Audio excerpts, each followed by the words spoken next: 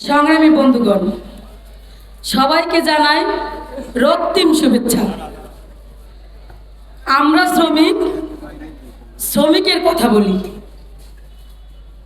আসলে আজকে পহেলা মে দিবস, শ্রমিক দিবস। নানা অঙ্গনে শ্রমিক দিবস পালন করা হচ্ছে। আসলে কি আমাদের শ্রমিকের ন্যায্য কথা কেউ বলবে? এরকম বলার মতো কোনো সমাজ দেখি না। যদি সেই সমাজ থাকতো তাহলে আজকে আপনার সন্তান, আমার সন্তান শিক্ষায় শিক্ষিত হতো। ধনীর ছেলে মেয়ে দেখেন আমেরিকা লন্ডন পড়াশোনা করে, আপনার আমার ছেলে মেয়ে লন্ডন আমেরিকায় পড়াশোনা করতে পারে না। বন্ধুগণ, যদি আমাদের পক্ষে কথা বলতো তাহলে আমার এক শ্রমিক বোন আজকে ভালো এক জায়গায় চাকরি পেত। তার রাস্তায় ঘাম ঝরানো চাকরি করা লাগতো না। এমইপি, ফরচুন, নানা কোম্পানি আছে, সেই কোম্পানিতে কিন্তু আমরা ওয়ার্কার হিসেবে চাকরি করি, কিন্তু ভালো পর্যায়ে একটা চাকরি নাই। সেখানে কিন্তু ওই যে ধনীর দুলালি তাদেরই চাকরি আছে। মামা খালুর জোর যেখানে, ভালো চাকরি তা। আমরা শ্রমিক, আমাদের সন্তানের ভালো একটা চাকরি নাই। আমরা দিনমজুর করে খেতে হবে। তাই দেখেন নানা অঙ্গনে কেউ খাবে তো, কেউ খাবে না, তা হবে না, তা হবে না, নানা স্লোগান দিচ্ছে। সেখানেও কিন্তু ভয় কাজ করছে। আজকে আমার এখানে শ্রমিক ভাই বোনেরা এই ফলপট্টি থই থই করবে, কিন্তু সেখানে ভয় কাজ করছে। ভয়ের কারণে আসতে পারছে না।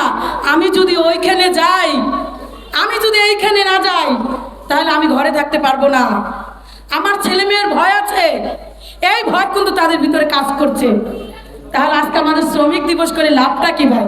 আমার স্বাধীনতা আমি নিতে পারছি না, তাহলে আমি এই শ্রমিক দিবস করে লাভটা কি ভাই? যারা আমাদের জন্য জীবন দিল, এই শ্রমিক দিবস পালনের জন্য আন্দোলন করলো, সেই আন্দোলন সংগ্রাম সামনে আগানোর জন্য আমরা যা করণীয় তাই করতে পারছি না।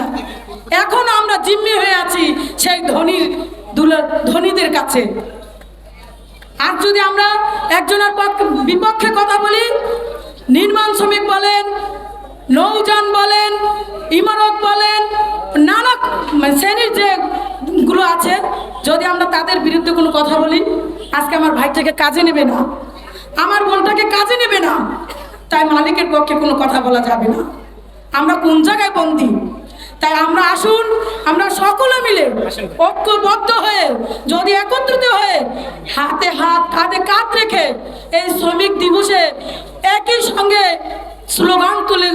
স্লোগান করতে পারি যে এই সমস্ত শোষণ নিপীড়ন বন্ধ করতে হবে, তাহলে আমাদের এই শ্রমিক আন্দোলন সামনের দিকে আগানো যাবে, বাস্তবায়ন হবে।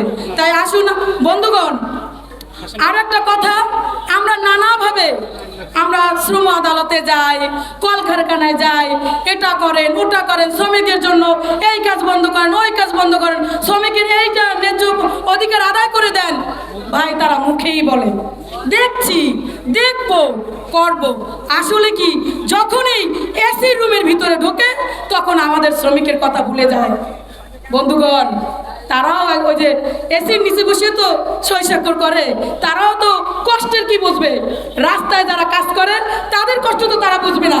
যারা রিক্সা চালক তাদের কষ্ট তো সে বুঝবে না, যারা ভ্যান চালক তাদের কষ্ট তো সে বুঝবে না, যারা কলকারখানায় মেশিন চালায় তাদের কষ্ট তো ওই স্যার বুঝবে না, কারণ সেও যে এসির দলের ভুক্তভোগী।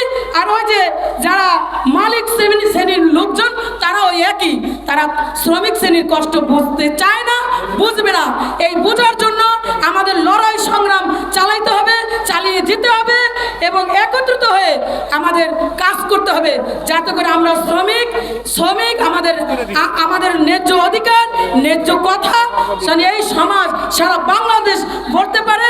আমরাও যাতে বুক ফিলে আমাদের ন্যায্য অধিকার আদায় করতে পারি, সেই অঙ্গীকার নিয়ে আমি আমার নারী শ্রমিক ট্রেড ইউনিয়নের পক্ষ থেকে আপনাদের আবারও শুভেচ্ছা কামনা করে ধন্যবাদ। দুনিয়ার মজদুর এক।